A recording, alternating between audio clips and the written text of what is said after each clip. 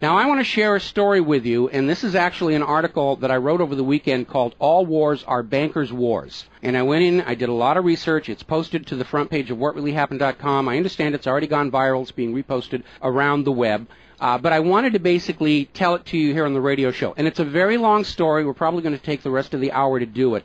But it's something that you need to understand, that all of these wars and assassinations that we're told are crazed lone nut assassins or weapons of mass destruction or bringing democracy, all of them track back to the private central bankers as the initiating event. And the more you study this, the more you will realize all the wars are wars for the bankers, for the private central bankers. And I know a lot of people are going to have difficulty comprehending this, just how many of these wars we have fought as a nation were fought for no other purpose than to force private central banks onto nations that did not want them. So we're going to have a few examples so you understand why at this particular time in history the United States government is mired in so many wars against so many foreign nations. And there's plenty of precedents for this. Now, going back to the beginning, the United States fought the American Revolution primarily over King George III's Currency Act, which forced the colonists to abandon their own government-issued currencies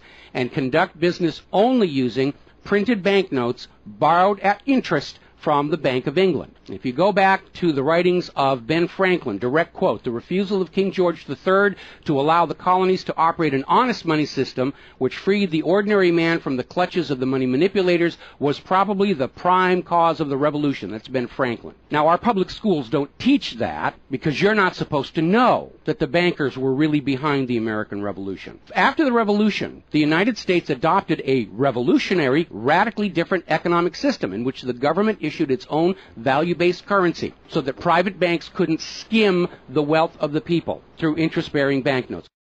So the American Revolution was fought primarily to free the American people from King George III's Currency Act, which ordered them to conduct all business using printed banknotes borrowed at interest from the Bank of England. So the Bank of England was just, raking in wealth from the labor of the American people in exchange for ink and paper. And that fueled the anger that led to the American Revolution. Your public schools don't spend a lot of time on that, but that was really what it was all about.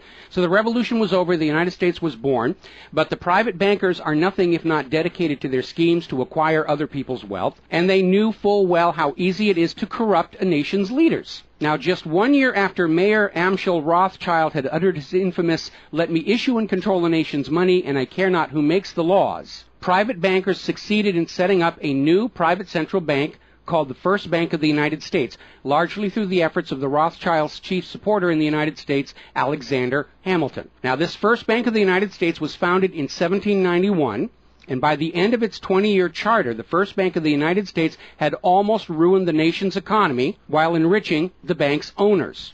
As a result, Congress refused to renew the charter and signaled their intention to go back to a state-issued, value-based currency on which the people paid no interest at all to any banker. This resulted in a threat from Nathan Mayer Rothschild against the U.S. government. Quote, "Either the application for renewal of the charter is granted, or the United States will find itself involved in a most disastrous war." End quote. Congress still refused to renew the charter for the First Bank of the United States, whereupon Nathan Mayer Rothschild railed, quote, "Teach those impudent Americans a lesson. Bring them back to colonial status." End quote. Financed by the Rothschild-controlled Bank of England, Britain then launched the War of 1812 to recolonize the United States and force them back into the slavery of the Bank of England's banknotes, or to plunge the United States into so much debt they would be forced to accept a new private central bank. And the plan worked. Even though the United States won the War of 1812, Congress was forced to grant a new charter for yet another private bank, issuing the public currency as loans at interest, the Second Bank of the United States. Once again, private bankers were in control of the nation's money supplied and cared not who made the laws or how many British or American soldiers had to die for it. So once again, the nation was plunged into debt, unemployment, poverty by the predations of the private central bank, and in 1832, Andrew Jackson successfully campaigned for his second term as president under the slogan, "Jackson and no bank." True to his word, Jackson succeeded in blocking the renewal of the charter for the Second Bank of the United States of America. And this was where that famous quote came from Andrew Jackson. Quote, "Gentlemen, I too have been a close observer of the doings of the Bank of the United States. I have had men watching you for a long time, and I am convinced that you've used the funds of the banks to speculate in the breadstuffs of the country. When you won, you divided the profits amongst you, and when you lost, you charged it to the bank. You tell me that if I take the deposits from the bank and annul the charter, I shall ruin 10,000 families. That may be true, gentlemen, but that is your sin. Should I let you go on, you will ruin 50,000 families, and that would be my sin.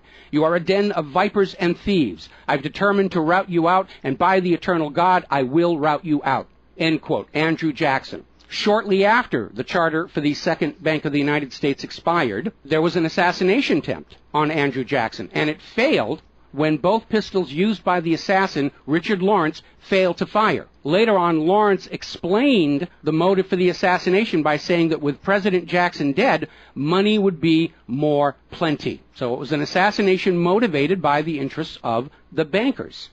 Now, our public school system is as subservient to the bankers' wishes to keep certain history from you, just as the corporate media is subservient to Monsanto's wishes to keep the dangers of GMOs from you, and the global warming cult's wishes to conceal from you the fact that Earth has actually been cooling for the last 16 years. So it should probably be no surprise that the financial dimension of the Civil War are not well known to the average American. It's portrayed in our history books and our popular media as an internal dispute over slavery, but in fact it was a war with global implications. When the Confederacy seceded from the United States, the bankers once again saw the opportunity for a rich harvest of debt and offered to fund Lincoln's efforts to bring the South back into the Union at 30% interest. Lincoln remarked that he would not free the black man by enslaving the white man to the bankers, and using his authority as president, issued a new government currency, the greenback. This was a direct threat to the wealth and power of the central bankers, who quickly responded. This is a quote from the London Times following Lincoln's issuance of the greenbacks. Quote, "If this mischievous financial policy, which has its origin in North America, shall become indurated down to a fixture, then that government will furnish its own money without cost. It will pay off debts and be without debt. It will have all the money necessary to carry on its commerce. It will become prosperous without precedent in the history of the world. The brains and wealth of all countries will go to North America. That country must be destroyed, or it will destroy every monarchy on the globe."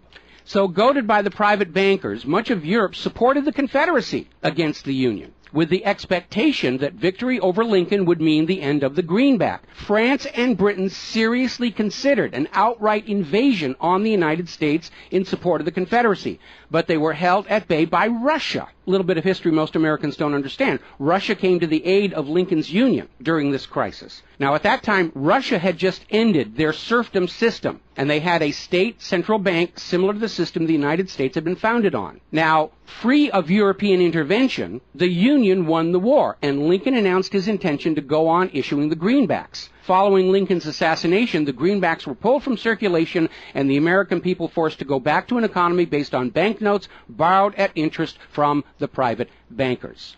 So finally, in 1913, the private central bankers of Europe, in particular the Rothschilds of Great Britain, the Warburgs of Germany, met with their American financial collaborators on Jekyll Island, Georgia, to form a new banking cartel with the express purpose of forming the Third Bank of the United States, with the aim of placing complete control of the United States money supply once again under the control of private bankers. Owing to hostility over the previous banks of the United States, the name of this third bank was changed to the Federal Reserve in order to grant the new bank a quasi-governmental image. But in fact, it is a privately owned bank. It's no more federal than Federal Express. In fact, last year, the Federal Reserve successfully rebuffed a Freedom of Information lawsuit by Bloomberg News on the grounds that as a private banking corporation, and not actually a part of the U.S. government, the Freedom of Information Act did not apply to the operators of the Federal Reserve. So 1913 proved to be a transformative year for the nation's economy. First, with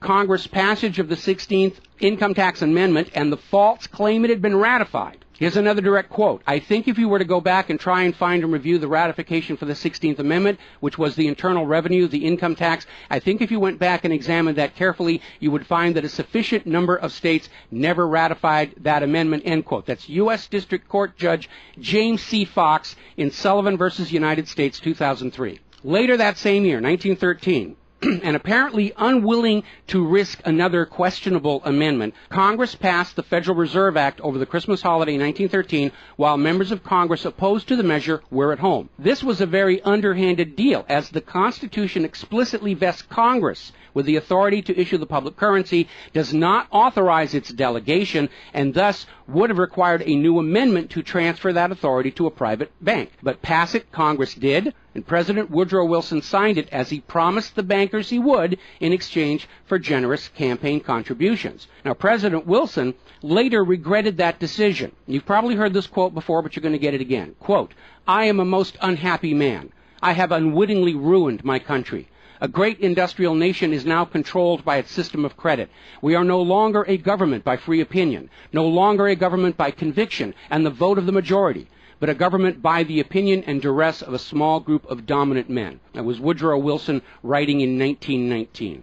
Now, 1 year after the passage of the Federal Reserve Act, World War I started, and it is important to remember that prior to the creation of the Federal Reserve, there was no such thing as a world war. Now, World War I actually started between Austria, Hungary, and Serbia, but quickly shifted to focus on Germany. Why Germany? They didn't start the war. Why was Germany the villain in World War I? Well, the real reason was their industrial capacity was seen as an economic threat to Great Britain. Great Britain's pound was already in decline at the time because too much economic emphasis was on banking and finance, and not enough was on agricultural development, industrial development, and infrastructure. It's very much like the situation we have in the United States right now. All the financial operatives, they want to play the Wall Street games, and other parts of the economy are being neglected. We've lost a great deal of our manufacturing.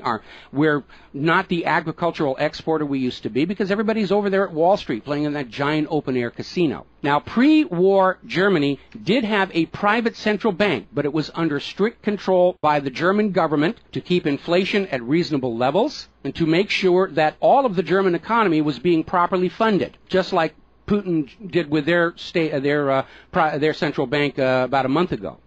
Under government control by the German government, investment was guaranteed to internal economic development, and as a result, Germany had become a major manufacturing technological power. They were exporting products that Great Britain could not compete with. So in the media of the day, Germany was portrayed as the main opponent of World War I. And not just defeated, it was flattened. Now, following the Treaty of Versailles, Germany was ordered to pay the war costs of all the participating nations, even though Germany had not started that war. This amounted to 3 times the value of all of Germany itself. Germany's private central bank, to which the German government had gone deeply into debt to pay the cost of the wars, was allowed to break free of government control. That led to the massive inflation of the Weimar Republic, followed, permanently trapping the German people in endless debt. And money speculators were running rampant, and it led to these situations where you had literally a whole basket full of paper notes to get a loaf of bread. Now, when the Weimar Republic collapsed economically, it opened the door for the National Socialists to take power.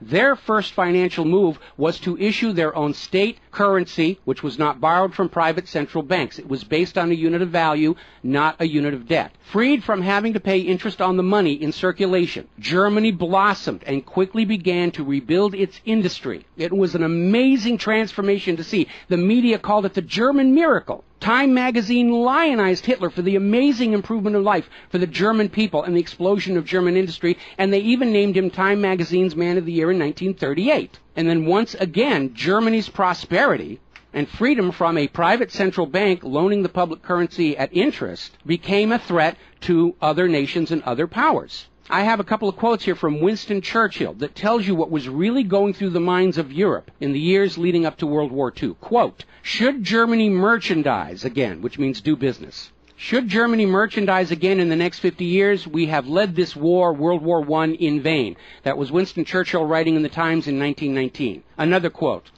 "We will force this war upon Hitler if he wants it or not," end quote. Winston Churchill in a 1936 radio broadcast. Quote, "Germany becomes too powerful. We have to crush it," end quote. Winston Churchill in November 1936, speaking to U.S. General Robert Wood. Quote, "This war is an English war, and its goal is the destruction of Germany." Winston Churchill, autumn 1939 broadcast. So it was all about economics and profitability. Now, Germany's state-issued value-based currency was also a direct threat to the wealth and power of the private central banks around the world.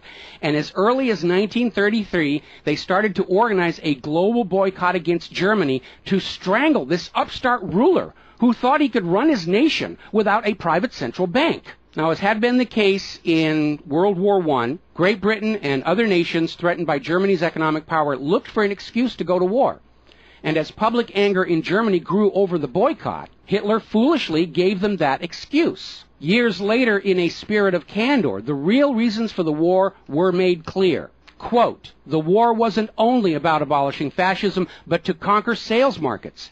We could have, if we had intended so, prevented this war from breaking out without doing one shot, but we didn't want to." End quote. Winston Churchill to Harry Truman, March 1946. One more quote here.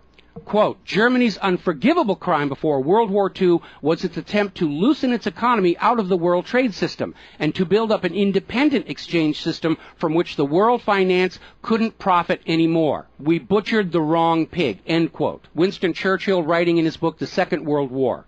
Now, a little side note, we're going to actually step back in time to the years before World War II. A little bit of history a lot of Americans are still completely unaware of. And it involves a gentleman by the name of Marine Corps Major General Smedley Butler. In 1933, Wall Street bankers and financiers had bankrolled the successful rise to power of Hitler and Mussolini. Brown Brothers Harriman in New York, and they're still there. I saw them when I was there for the 9/11 anniversary. They were financing Hitler right up to the day war was declared with Germany. And these Wall Street financiers decided that a fascist dictatorship in the United States, based on the one Mussolini had in Italy, was going to be far better for their business interests than Roosevelt's New Deal, which threatened massive wealth redistribution to recapitalize the working and middle classes of America. So the Wall Street tycoons recruited General Butler to lead the overthrow of the U.S. government and install a Secretary of General Affairs who would be answerable to Wall Street and not the people, would crush social unrest and shut down all the labor unions. General Butler pretended to go along with the scheme, but then exposed the plot to Congress. So they recruited Marine Corps Major General Smedley Butler to lead this coup d'etat because Butler was very popular with the soldiers, and his image as part of this move would help convince the military this was the right thing to do. Now, to his credit, Major General Smedley Butler, remembering his oath to the Constitution, pretended to go along with the scheme, but then exposed the plot to the United States Congress. Congress, then as now in the pocket of Wall Street bankers, refused to act. When Roosevelt learned of the planned coup, he demanded the arrest of the plotters, but the plotters simply reminded Roosevelt that if any one of them were sent to prison, their friends on Wall Street would deliberately collapse the still fragile U.S. economy and blame Roosevelt for it. So Roosevelt was unable to do anything about this attempted coup d'etat until the start of World War II, at which time he prosecuted many of the plotters under the Trading with the Enemy Act. Now, mostly it was glossed over, it was just a rumor, unfounded, it's wacko conspiracy theory, but in 1967, the congressional minutes of Smedley Butler's revelation to Congress of the coup were finally released to the public. You ever see this movie, 7 Days in May, Kirk Douglas and Burt Lancaster, about an attempted military takeover of the United States of America? It was based loosely on this story. But of course, in the movie, the bankers being behind the Burt Lancaster character was completely removed from the script here. Now, Smedley Butler is also famous for writing a work called War is a Racket. And I would like to read you a quote from that. Quote, "I spent 33 years and 4 months in active military service as a member of our country's most agile military force, the Marine Corps. I served in all commissioned ranks from second lieutenant to major general. And during that period, I spent more of my time being a high-class muscle man for big business, for Wall Street, and for the bankers. In short, I was a racketeer, a gangster for capitalism. I suspected I was just part of a racket at the time. Now I'm sure of it. Like all members of the military profession, I never had an original thought until after I left the service. My mental faculties remained in suspended animation while I obeyed the orders of the higher-ups. This is typical with everyone in the military service. Thus, I helped make Mexico and especially Tampico safe for American oil interests in 1914. I helped make Haiti and Cuba a decent place for the National City Bank boys to collect revenues in. I helped in the raping of half a dozen Central American republics for the benefit of Wall Street. The record of racketeering is long. I helped purify Nicaragua for the international banking house of Brown Brothers in 1909 through 1912. I brought light to the Dominican Republic for American sugar interests in 1916. In China in 1927, I helped see to it that the Standard Oil went its way unmolested. During those years, I had, as the boys in the back room would say, a swell racket. I was rewarded with honors, medals, and promotion. Looking back on it, I feel I might have given Al Capone a few hints. The best he could do was operate his racket in 3 city districts. I operated on 3 continents. General Smedley Butler, former U.S. Marine Corps Commandant, and he wrote that in 1935. Now moving forward here, as president, John Fitzgerald Kennedy understood the predatory nature of private central banking. He understood why Andrew Jackson fought so hard to end the Second Bank of the United States. So Kennedy wrote and signed Executive Order 11110, which ordered the U.S. Treasury to issue a new public currency called the United States Note. Now, Kennedy's United States notes were not borrowed from the Federal Reserve. They were created by the U.S. government and backed by the silver stockpiles held by the U.S. government. It represented a return to the system of economics the United States had been founded on, and it was perfectly legal for Kennedy to do so under the Constitution. All told, some $4.5 billion went into the public circulation, which eroded interest payments to the Federal Reserve and loosened their control over the nation. 5 months after signing Executive Order 11110, John F. Kennedy was assassinated in Dallas, Texas, and the United States notes pulled from circulation and destroyed. Following Kennedy's assassination, John J. McCloy, president of the Chase Manhattan Bank and president of the World Bank, was named to the Warren Commission. Now, I don't care how good a banker he is, he's not qualified to be investigating a murder, which is what we were told the Warren Commission was all about, to get the truth of the assassination. But we all know that the Warren Commission was there to cover up what was going on, and obviously we can presume safely that John J. McCloy's presence on the Warren Commission was to make sure the American public never got even a hint of the financial dimensions behind the assassination. So, as we enter the 11th year of what I am certain future history will most certainly describe as World War III, we need to examine the financial dimensions behind all these wars. Why are we here? Why are our children being killed and crippled? Is this another war for the profit of the private central bankers? And the answer is yes. Now, toward the end of World War II, when it became obvious that the Allies were going to win and dictate the post-war political environment, the major world economic powers met at Bretton Woods, a luxury resort in New Hampshire, in July of 1944, and they hammered out the Bretton Woods Agreement for International Finance. The British pound lost its position as the global trade and reserve currency to the U.S. dollar. There are indications this was part of the price demanded by Roosevelt in exchange for the U.S. entry into the war. Now, absent the economic advantages of being the world's go-to currency, Britain was forced to nationalize their Bank of England in 1946.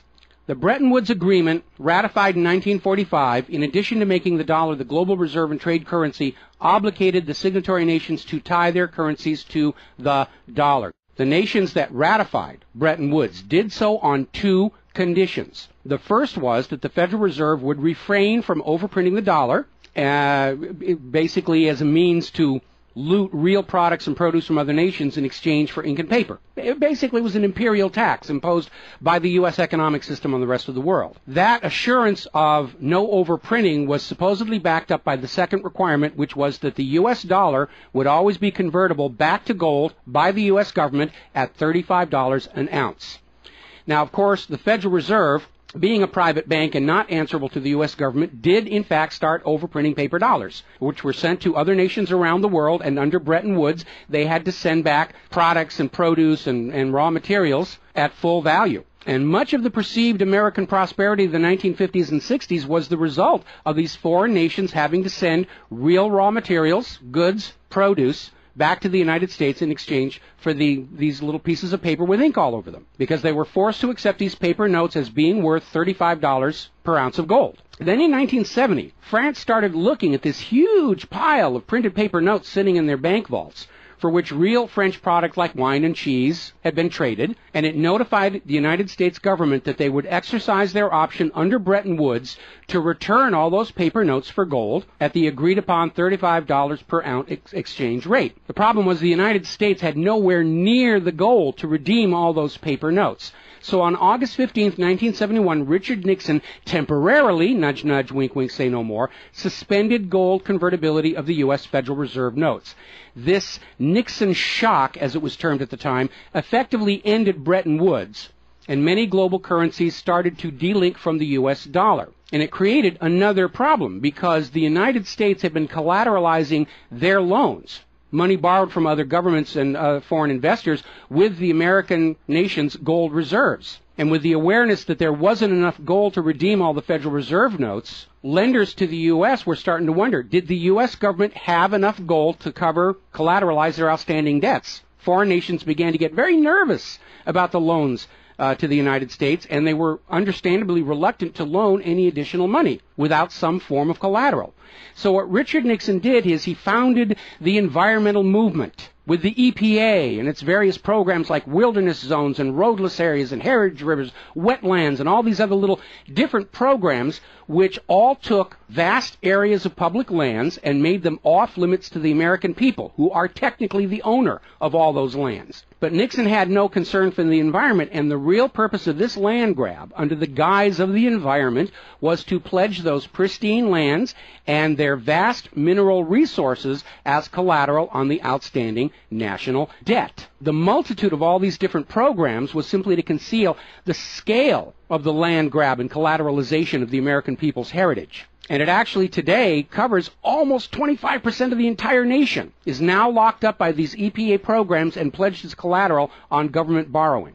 Now, with open lands, available lands for collateralization already in short supply, the U.S. government embarked on a new program to shore up sagging international demand for the dollar. The United States approached the world's oil-producing nations, mostly in the Middle East, and offered them a deal. In exchange for only selling their oil for dollars, the United States would guarantee the military safety of those oil-rich nations. The oil-rich nations would agree to spend and invest their U.S. paper dollars inside the United States, particularly in U.S. Treasury bonds, which would be redeemable through future generations of U.S. taxpayers. The concept was labeled the petrodollar. In effect, the United States, no longer able to back the dollar with gold, was now backing it with oil, other people's oil. And that necessity to keep control over those oil nations to prop up the dollar has dominated America's foreign policy in the region ever since. But as America's manufacturing and agriculture has declined, the oil-producing nations faced a dilemma. Like France, they've got piles and piles of these paper notes and treasury bonds piling up in their vaults, and there really wasn't all that much except real estate they wanted to buy from the United States of America. Europe's cars and aircraft were superior and less costly.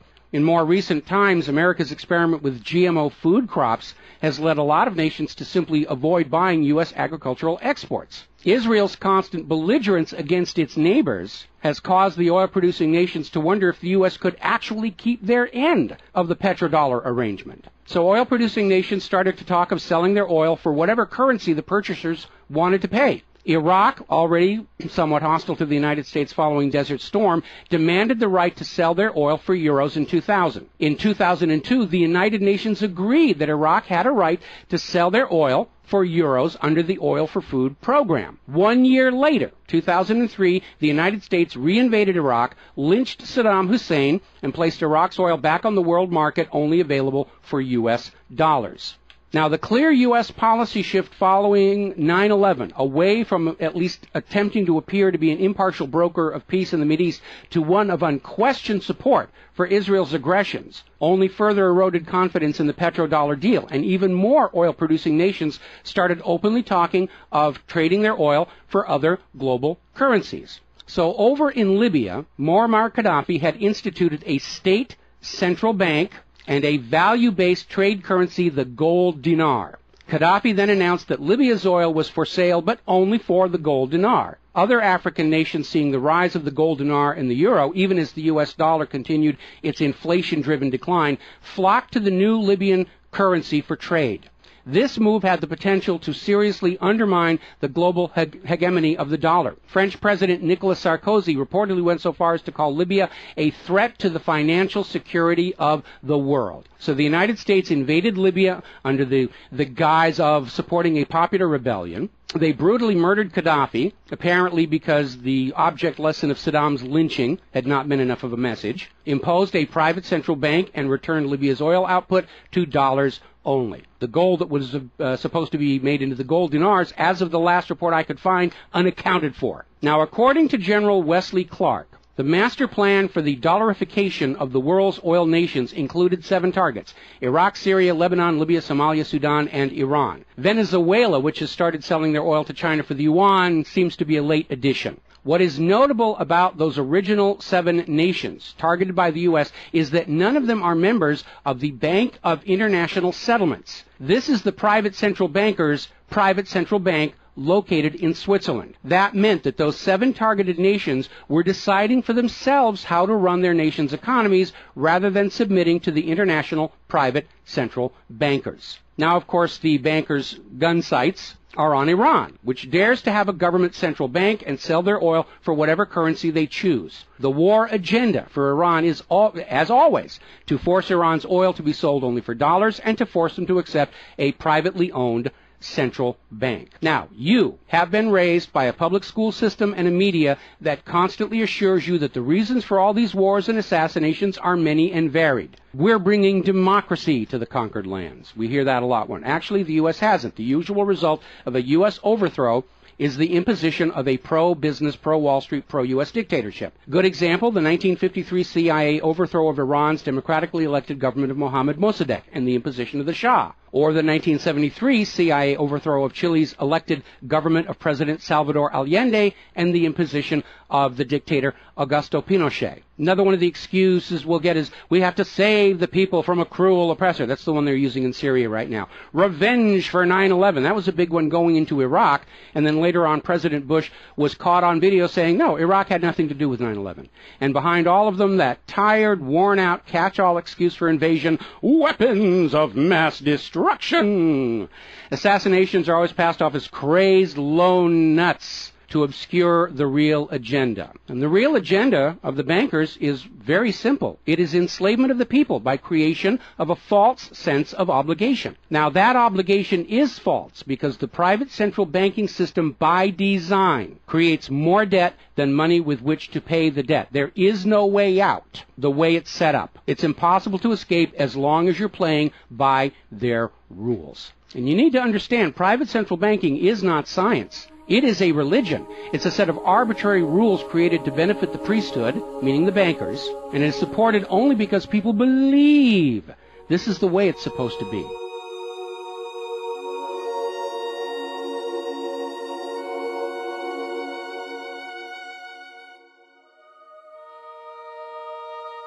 It is a religion. It's a set of arbitrary rules created to benefit the priesthood, meaning the owners of the private central banks. The fraud persists with often lethal results only because the people are brainwashed into believing that this is the way life is supposed to be, and no alternative exists or should even be dreamt of. Now, this same approach, the same brainwashing, was true of 2 earlier systems of enslavement, rule by divine right and slavery, both systems built to trick people into obedience, and both now recognized by modern civilization as illegitimate. So now we are on the verge of a new era in history where we will recognize that rule by debt, rule by private central bankers issuing the public currency as a loan at interest is equally illegitimate. It only works as long as people allow themselves to believe that this is the way life is supposed to be. But you need to understand something that's the core of the issue. Private central banks do not exist to serve the people, the community, or the nation. Private central banks exist to serve their owners, to make them rich beyond the dreams of Midas, and all for the cost of ink, paper, and the right bribe to the right official, and the occasional assassination. But behind all these wars and all these assassinations, the 100 million plus horrible deaths from all of these wars, lies a single policy of financial dictatorship. The private central bankers only allow rulers to rule, only on the promise that the people of a nation be enslaved to the private central banks. Rulers who do not go along with that will be killed, their nation invaded by those other nations still enslaved to the private central banks. The bankers themselves don't fight these wars. Their children are not in these wars. A nation tries to break free of the private central bankers like Libya. All the other nations under the bankers' control pile on and destroy them. This so-called clash of civilizations you are being told about by the corporate media, it's really a war between banking systems, with the private central bankers forcing themselves onto the rest of the world, no matter how many millions must die for it. The constant hate-mongering against Muslims you see in the corporate media lies in a simple fact. Like the ancient Christians, prior to the Knights Templars, Muslims forbid usury or the lending of money at interest because they saw in ancient times, like Rome, how these banking practices could destroy an entire society. And that is the reason our government media insists that Muslims have to be hated and killed and converted. They refuse to submit to currencies loaned at interest. They refuse to be debt slaves. That makes them a threat to the natural order of the world, the new world order of global fascist dictatorship. So, off to war your children must go to spill their blood for the money junkies' gold. We barely survived the last 2 world wars. Now we're going into the third one in the nuclear bioweapon age. That is very dangerous. We have to ask ourselves, are the private central bankers willing to risk incinerating the whole planet to feed their greed? Apparently so. You as parents, as siblings, as spouses, need to ask yourself, do you really want to see your loved ones in uniform, killed and crippled, all for a bank balance sheet? But the whole point of this article, the whole point of what I'm sharing with you today, and this is all history, you can go out and hunt it down for yourself. Behind all the flag waving, behind all the propaganda, behind the crazed lone nut assassins, weapons of mass destruction, all of the modern wars this nation have fought are wars by and for the private bankers, fought and bled for by third parties unaware of the true reason they're expected to gracefully accept being killed and crippled for. And the process is quite simple. We've explained it before on this show. As soon as the private central bank issues its currency as a loan at interest, the public is forced deeper and deeper into debt. When the people are reluctant to borrow anymore, that's when the Keynesian economists demand the government borrow more to keep the pyramid scheme working. When both the people and the government refuse to borrow anymore, that is when the large wars get started, to plunge everyone even deeper to debt to pay for the war, and then after the war to borrow even more to rebuild. And when these horrible wars are over, the ordinary people have basically what they had before the war, except their graveyards are a lot larger, and everyone is in debt to the private bankers for the next century. That is why Brown Brothers Harriman in New York was funding the rise of Adolf Hitler, because war is the bankers' richest harvest. We all need to recognize this is what all these wars have been about. Private central banking, enlarging their domain, imposing their will on nations that do not want it, imposing their system on the rulers of nations who do not want it. Bribery, blackmail, assassination, they will do anything to maintain their stranglehold on the productivity of the world's people. And as long as private central banks are allowed to exist, inevitably, as the night follows the day, there will be poverty, hopelessness, millions of deaths in endless world wars until the earth itself is sacrificed in flames to Mammon. The path to true world peace lies in the abolishment of all private central banking everywhere and a return to the state-issued, value-based currencies that allow nations and people to become prosperous through their own labor and development and efforts. Now, I mentioned the Knights Templars. Prior to the Knights Templars, Christianity, like Islam, forbade usury because Christianity, much of Orthodox Christianity, came out of Rome, and they had seen firsthand what debt-based economies do, even to the Roman Empire. They'd seen it firsthand. So they had a ban on usury. And the Knights Templars were able to basically either bribe or blackmail the Pope to get a special dispensation that allowed them to rent money, is what they called it. They didn't call it usury, they called it renting money. A lot of modern predatory banking practices were pioneered by the Knights Templars. And they plunged Europe into hopelessly unpayable debt until finally French King Philip IV, otherwise known as Philip the Fair, did the only solution he could do, because he understood as long as you believed in the rules of the bankers, as long as you played by the rules they created to serve themselves, you are hopelessly trapped. And so Philip thought outside the box, and I know he's demonized for it, but in looking at the history of the Templars, it was his last resort. He sent messages to all of the regions in France, secret orders on the same time, in the same moment, on the same day. All of the Templars were arrested. and their commanderies, which is what they called their banks, were broken into, looking for looted wealth. They didn't find a lot of it. It was a paper empire, just like the Federal Reserve is. It's all based on paper. There's nothing of any real value there. It's all paper notes. And he sent the Templars to prison and execution, except for Scotland and Portugal, where the Pope and King Philip IV really didn't have a lot of control. I think that the governments of the world, looking at the situation, looking how close we are to seeing this current world conflict emerge into a full-blown global thermonuclear war, that maybe they need to start thinking about the wisdom of King Philip the Fair and say it's time to simply grab all these private central bankers all at the same time so they can't simply skedaddle from one nation to another and come back and try the same thing again, as they will inevitably do, because these people are addicts. They're hopelessly addicted to other people's money. It's why we call them money junkies. When we see somebody who's addicted to cocaine or methamphetamine or heroin, and we can easily see how they're destroying their home and community around them. Now we need to look at these money addicts and look at how they're destroying the entire world around them. And it's time for an intervention. It's time for us to become private central banking heretics, to stop believing that this is the way life is supposed to be, because it isn't. It isn't even the way the United States was actually started. And they're trying as hard. Look at the destruction of our nation. We used to be the world's greatest nation. Now the most generous estimate is we're down to number 16 and still falling. And yet, despite the destruction to our nation, its infrastructure, its children, its quality of medical care, the quality of its manufacturing output, we still are compelled somehow to go out and force this same banking system onto the rest of the world at the point of a bayonet. Does that make any sense at all? Not to a rational human being. To a money junkie, yeah, it's perfect. But we're really at a crisis point in history. And the first step to resolving that crisis, to not let it go any further into a potential nuclear war, is to recognize that private central banking, ruled by manufactured illusion of debt, is no more legitimate a system of governance than rule by divine right or rule by slavery. We all need to recognize the true cause of all the pain and suffering and wars. It's not the terrorists, it's not Al-Qaeda. These are just distractions and set pieces put in front of your eyes so you can't see the very clear pattern behind much of modern human history. It's a war of banking systems, with the predatory private central banks seeking to eradicate any nation and any ruler that would dare try and operate their economy outside the control of the private central bankers. That's the real cause for the war. Is it something you're willing to fight and die for, to support these private central bankers? Is it something you're willing